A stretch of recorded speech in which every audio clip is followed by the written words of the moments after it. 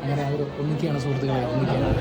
ഒരു സൽപുത്രൻ പിറന്നട പണ്ട്, മഹാധ്യായം തുടക്കമയന്ന്, ഇരുതിക്കെട്ടും മുഴങ്ങിടും പാട്ട്, കൊടും സന്തോഷ പിറന്ന നാൾ വാഴ്ത്ത്. സ്നേഹം വന്നാ